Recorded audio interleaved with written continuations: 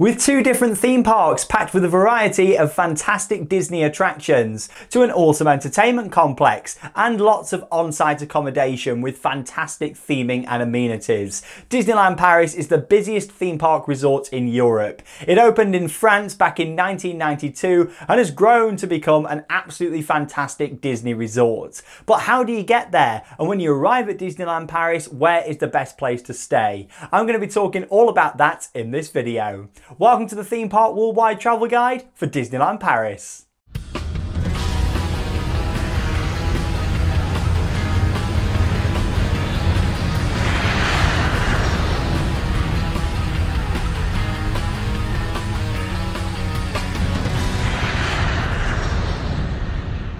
I'm Sean Sandbrook and welcome to the Theme Park Worldwide Travel Guide. Now, I absolutely love the Disney parks. In fact, I've been to all the different Disney resorts around the world, and Disneyland Paris is the one that I've been to the most. It's my local Disney resort, it's the closest one. Even though it's still over in France, it's the one that I've been to so many times over the years. So I've got lots of tips and information to share with you in this video. You got two theme parks. The original park opened in 1992, that's Disneyland Park. 2002 they opened a studios-based park, Walt Disney Studios, that's going through a big lot of change at the moment. They're putting in a lot of new areas and attractions. Along with that, you've got Disney Village, which is the entertainment district with lots of different entertainment venues, restaurants, shops, and so much more. And then you've got 6 absolutely fantastic, heavily themed on-site hotels for a variety of different budgets too. So I'm going to talk all about those, along with as well some of the other options, because there's so many different places to stay around the Disneyland Paris area. But before we move on to that, you've got to get there. So let's start off by talking all about transportation.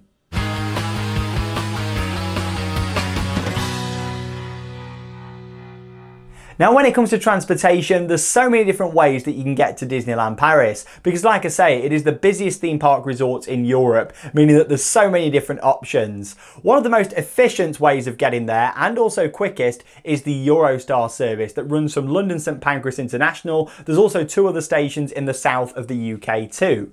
Now, with Eurostar, it's a train service that actually runs a direct route to Disneyland Paris and Marne-la-Vallée-Chezzy, which is the station located right in the heart of the Disneyland Paris resort. Now, with this, a direct train takes just 2 hours and 45 minutes from London St Pancras, which is a really short amount of time. However, that does get booked up quite a lot, and it's also even more expensive. Just talking about the pricing, actually, I really feel like Eurostar have put the prices up so much in the past few years. There used to be a lot more deals about than there is now, so I've not been on it for a good few years actually, because I find it a bit too expensive now for what it is. But yeah, don't get me wrong, it's still very efficient, but it's certainly not the cheaper option to get there now, which I think, you know, before it was pretty competitive with the other options that there is.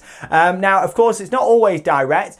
You can also get a transfer at a station as well, which is normally a little bit cheaper. It's Lille station, which is located in France. That means it'll take about 3 hours and 20 minutes from London. So it's only about an extra half an hour to do that changeover in Lille. So that's the Eurostar service. Like I say, that will drop you straight in the heart of the resort. When you come out of Marne-la-Vallée-Chezzy, the parks are just there. There's free buses that take you to the hotels on site at Disneyland Paris. And also a lot of the hotels in the area also run shuttle buses, some charged, some included in your hotel stay, to that main bus station. And now, of course, flying into France is a popular option no matter where you're coming from around the world. And yeah, there's lots and lots of different airlines and airports all throughout the UK that will fly there. All sorts. I'm not going to list them all off because there's absolutely loads. But of course, Paris is a very popular destination, not just because of Disneyland Paris, because Paris is a beautiful city. It's a place where a lot of people want to visit. So you got lots of different options with flights. As always in these videos, Skyscanner is a great website that I recommend.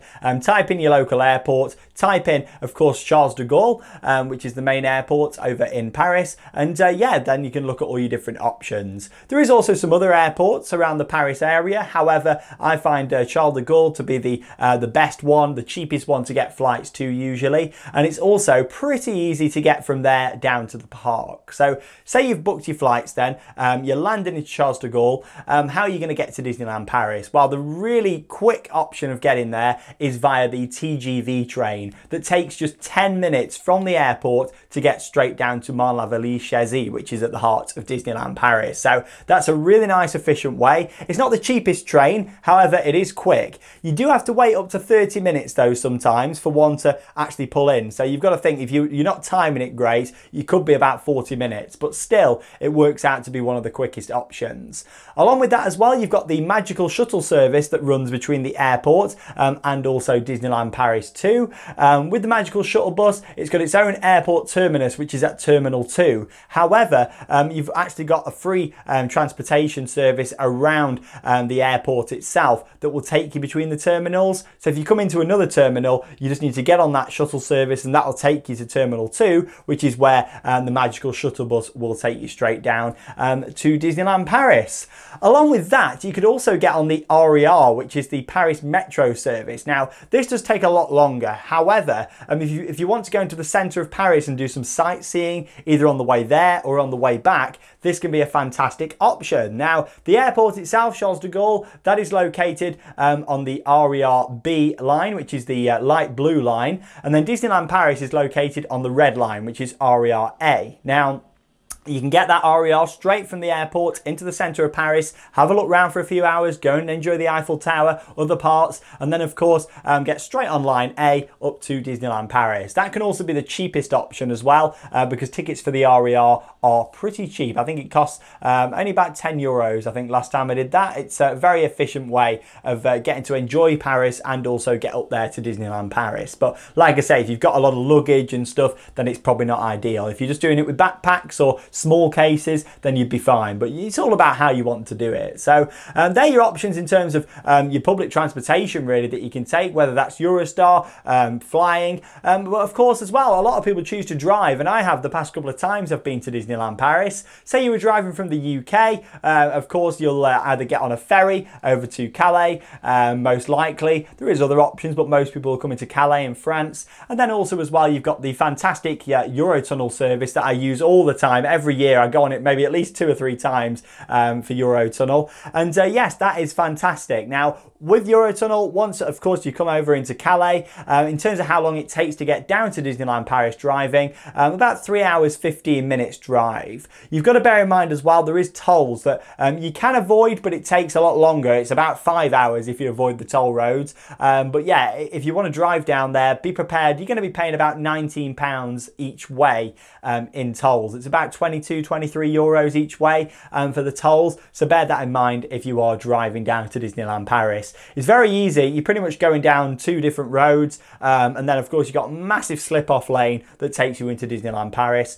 So yeah, it's a very easy route to drive, especially if you're not that confident with driving abroad. That's a good sort of starting route to do. So there we go, that's transportation. Lots of different options out there, but of course once you've got there, you need somewhere to stay. So let's talk all about accommodation.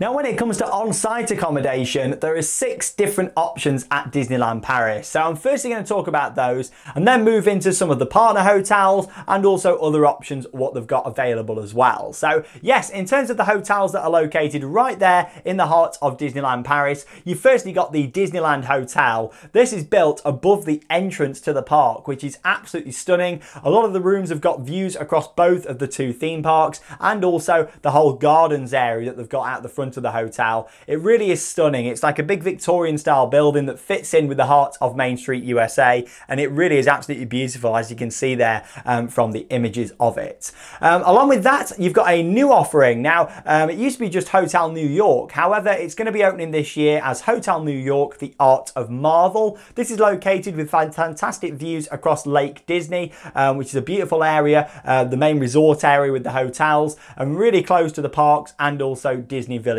too. Now, of course, this is all Marvel inspired. There's lots of different artwork going in. There's a new bar and restaurant. It's had a big overhaul on the outside and inside, and it looks great, and especially if you're a big Marvel fan. My personal favourite hotel at Disneyland Paris is Newport Bay Club. I love the theme of this. It's like a New England style theme that I do really enjoy. All of the building style. It's just got a very nice vibe about it. Of course, you've got a lighthouse out there, and that's also located on Lake Disney. My favourite hotels to stay in over winter is Sequoia Lodge. Now with this, it is these lodges that are kind of built out there in the forest, which is brilliant. And when I say lodges, they're not like tiny individual lodges. Each lodge has got lots of different rooms in. However, the way that it's been put together is gorgeous. And I just really like the vibe of that hotel. They've got a nice big fire, which is in the bar, and it's just a beautiful hotel to stay in over winter. Then, of course, you've got the two more budget hotels that are on offer. Moving away now from the park a little bit further. Firstly, you've got the Hotel Cheyenne, which is like a Wild West theme. With this, again, it's great. It's got a lot of theming. There's chuck wagons about. There's horse rides. It's just a nice vibe all around there that I do really enjoy. And then, of course, you've got the final option, which I would say is my least favourite hotel. It is Santa Fe. Now, this has got a kind of Mexican theme, but it's had a bit of an overhaul. It's got a lot of cars-based theming now. All the way around here, and you know what, it's not bad for the price that you can get this for normally. You know, I do recommend staying somewhere, you know, if you've got the money available for it, staying, you know, trying to up it to one of the other hotels. But you know what, with Santa Fe, it does what it says on the tin. It's on the resort, and you're still nice and close to the parks, about 15 minutes from all the hotels, to be honest. So you haven't got to worry too much about how far you're going to be walking, because there is the free transportation if you're staying in the hotels from the theme parks and the train station and Disney Village, but also as well, like, you know, you can walk. You've got brilliant footpaths all the way around, takes you past Lake Disney, and maximum is 15 minutes. Now let's talk about some of the other options. Now you've got the Villages of Nature, which I've never stayed at, but that looks amazing. That's located, you know, a short drive away from Disneyland Paris. You've also got Davy Crockett Ranch, which looks great too. That is Disney owned, and I do really like the look of that. That's located right next to the Villages of Nature, but again, I've never actually stayed there, but from looking at the images here, it really does look fantastic. Along with that, you've got various different partner hotels. Now these are located not too far away, a short maybe 5-minute bus ride. A lot of these hotels do put on shuttle buses and transportation connections down with the parks too, so think about them partner hotels that are located nearby. And one of my favourite places to stay is, of course, Val d'Europe. Now, this is located within the Disneyland Paris circle, if you like. So there's like a big perimeter road around the edge of the whole resort. This has been built in there. However, it's one stop down on the train line, the RER train. So if you're staying there, you can either get the train, they actually run buses around that area taking you to the parks, and lots of other different options. You can even walk. It'll take you about 20 minutes, if so, to get there from Val d'Europe. Now, at the heart of Val d'Europe is a big shopping centre, there's a Sea Life centre, there's an outlet village, there's loads of different shops, they've even got a Primark there, you know, they've got so much stuff. So yeah, it's a fantastic place to go. I know a lot of people who go to Disneyland Paris love to go to Val d'Europe, get some bargains, get some shopping. They've got supermarkets there too, which is great if you're staying in like self-contained accommodation, you know, where you've got a kitchen and that sort of thing, like an apartment.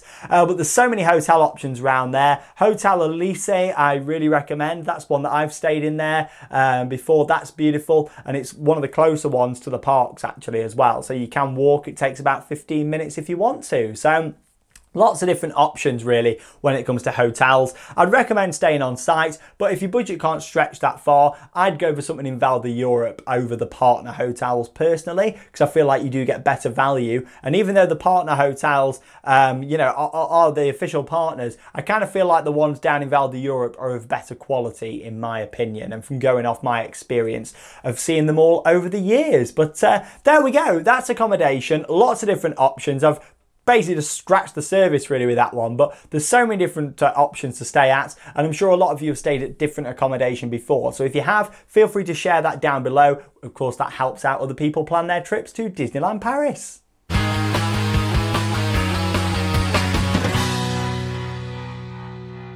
Let's talk all about theme park admission. So if you're staying on site in one of their resort hotels, it's well worth looking out for the special offers that they do. Of course, where you're actually getting your theme park tickets included in your accommodation cost. With that, you normally get the park hopper ticket, so you can go between the two parks as much as you want. So that is definitely worth looking at. And if you're pricing up off-site hotels, it's worth actually pricing up the on-site hotels and seeing how much it's going to be with your theme park tickets included. Because sometimes if you're staying off-site and then actually adding your theme park tickets on for all the members of your party, it can actually be the same price or more expensive. And I'm sure a lot of you would rather stay on-site if you knew that it was going to be the same price, or even cheaper possibly, to actually stay in an on-site hotel by the time that you've added all your tickets on and all the extras for staying off-site. And then you've got to think about the effort of getting the transport to the parks or walking, when of course if you're already staying on the resorts, you don't have to think about that too. So that is definitely worth looking at, them deals that combine hotel stays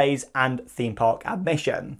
Along with that, you want to be booking your tickets through either the official Disneyland Paris website, if you are staying off site and need to book tickets, or also through Attraction Tickets, which is a great website that we use on a regular basis when we're booking our tickets for the parks. Now, they often do 2 or 3 day tickets that are perfect in my opinion. If you are staying in their hotels, it's nice to be there for maybe 4 or 5 days to fully immerse yourself in the Disney magic. However, I know a lot of people that go for maybe 2 or 3 days, especially if you're staying in the off-site accommodation, and that's perfectly fine. You get to enjoy the parks and take it all in still, but I definitely recommend a little bit longer. But it all depends how long you want to go for and your needs for the Disney parks, you know. So yeah, that all depends. But Attraction Tickets do a lot of different ticket deals, and also the official website as well. But like I say, don't always think that it's going to be cheaper to stay off-site. It's definitely worth pricing up the official hotels that include those admission tickets.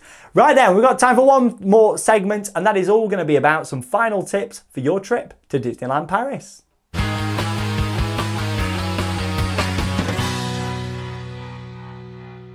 Now, if you've been to Walt Disney World in Florida, you'll know that it's an absolutely huge resort with 4 different theme parks, 2 water parks, Disney Springs, so many different hotels. There's so much there and it's very much spread out. You've got to get a lot of transportation. Disneyland Paris is not like that at all. The 2 theme parks are right next to each other. You then got to the Disney Village, which is kind of in the middle of the 2, and then all your hotels that are on site are all within 15 minutes walk of there. So it's a very well connected resort. So if you are going, bear that in mind. You haven't got to factor in a lot of time for moving about between the parks. You can park hop within 5 minutes. You can be straight out of one and into the next one, which is certainly fantastic. So it's definitely worth thinking about that. Also, make the most of that free on-site transportation. They do run the buses from the entrance of the parks all the way back to your hotels where you're staying. So yeah, you don't even need to show anything, proof that you're in the hotels, that sort of thing. You don't need any of that.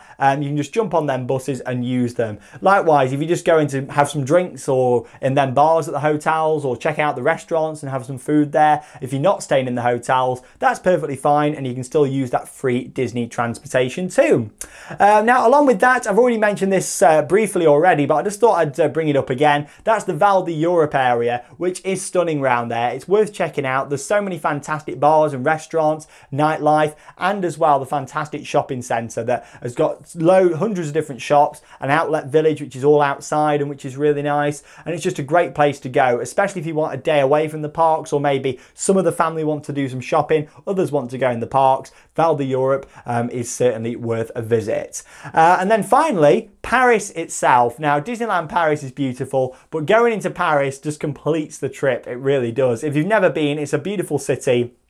I really recommend it. Of course, visiting some of the big attractions there, the Eiffel Tower, all around that area is fantastic. You've got lots of other brilliant areas to enjoy as well. In fact, I've filmed all of those over on my other channel, Adventure Sean, so check out those videos if you've not already seen them. But yes, definitely combine a trip into Paris. It's got to be done, especially if you've never seen the city before. But there we go. That's all for the Theme Park Worldwide Travel Guide to Disneyland Paris. So many different options. It's one of the easier trips to plan. plan because of all the different hotel options and transport routes and theme park ticket options. But it's going to be, when you've got a more popular theme park resort and busy, then yeah, of course, it's going to have so many different options because of the demand for people wanting to go there. But there we go. Thanks for joining me for another travel guide here on Theme Park Worldwide. Check out our travel guides playlist here on the channel. It might give you some ideas and inspiration for planning your next theme park trip. I'm Sean Sandbrook. Thanks for watching. And that leaves me with one final thing to say. Get out there and keep on riding. See you in tomorrow's video.